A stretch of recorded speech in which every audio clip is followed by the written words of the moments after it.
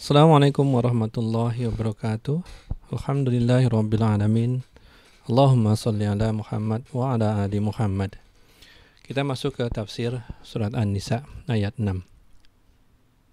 Sebelumnya di ayat 5 Allah memerintahkan kepada para wali untuk menahan harta anak yatim ini ketika mereka dinilai belum berpikiran dewasa, belum tahu bagaimana cara memprioritaskan harta atau menjaga harta mereka. Nah, kita akan mendapat sambungannya di ayat 6 ini. A'udzu billahi minasyaitonir rajim.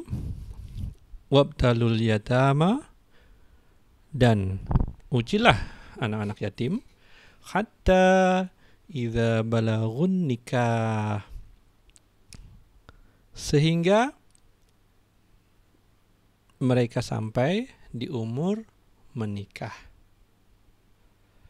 Kembali ke ayat surat An-Nisa ayat 3, ketika Allah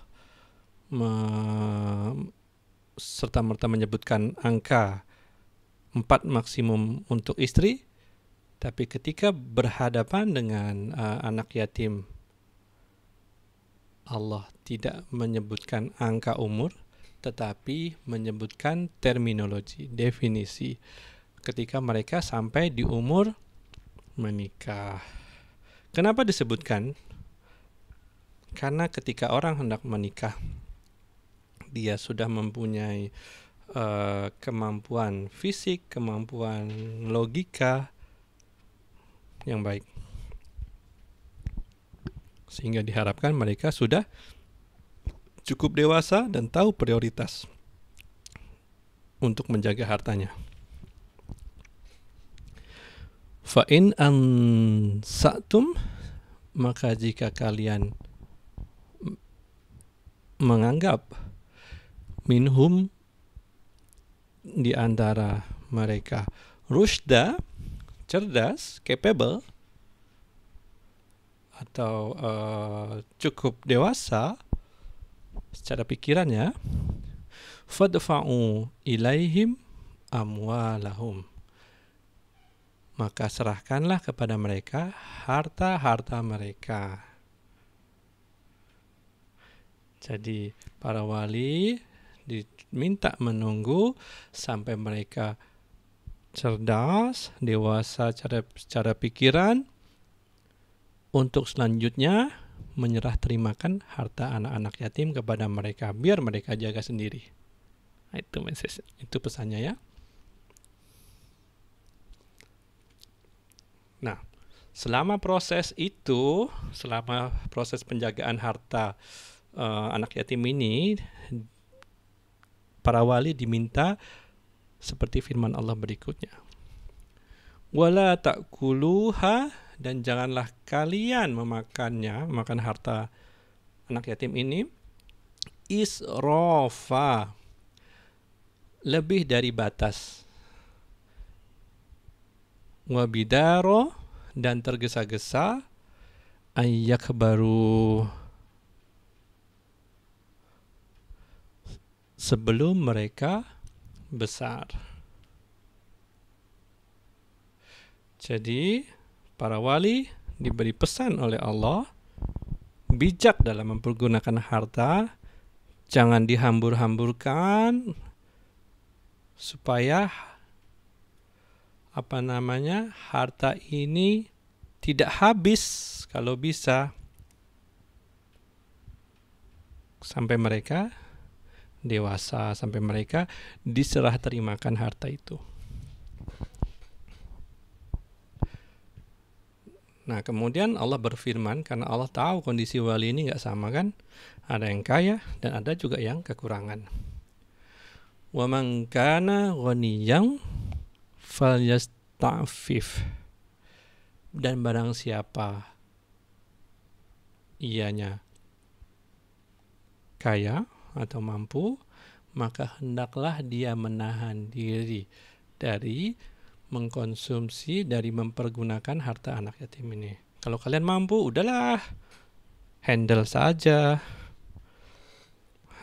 sebagai bentuk sedekah kalian terhadap anak yatim. Nah, seperti itu.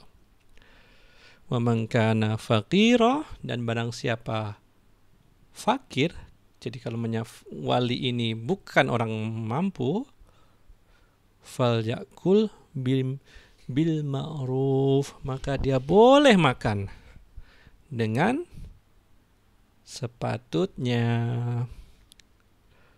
Karena tidak sama. Jangan sampai para wali yang miskin ini jadi terbebani dengan adanya anak yatim ini. Aduh, udahlah aku disuruh jaga harta dia, aku sendiri nggak punya cukup makan, sehingga jadi beban. Nah, maka Allah memberikan kelonggaran untuk wali yang miskin ini untuk mengambil secukup-cukup saja untuk makan. Fa'idha, maka apabila dafa'tum, kalian menyerahkan ilaihim, kepada mereka, amwalahum, harta-harta mereka, fashhidu alaihim, maka panggillah saksi-saksi atas mereka. Jadi ketika kalian serahkan, jangan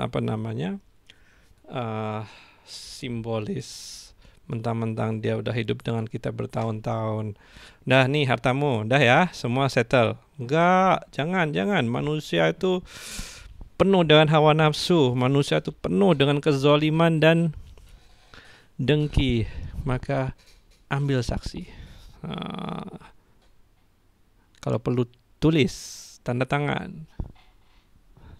Gitu ceritanya.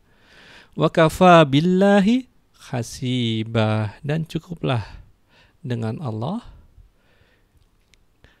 sebagai pengawas. Jadi secara keseluruhan ayat ini, mulai dari menguji anak yatim, cukup pantas atau enggak untuk diberikan hartanya, kemudian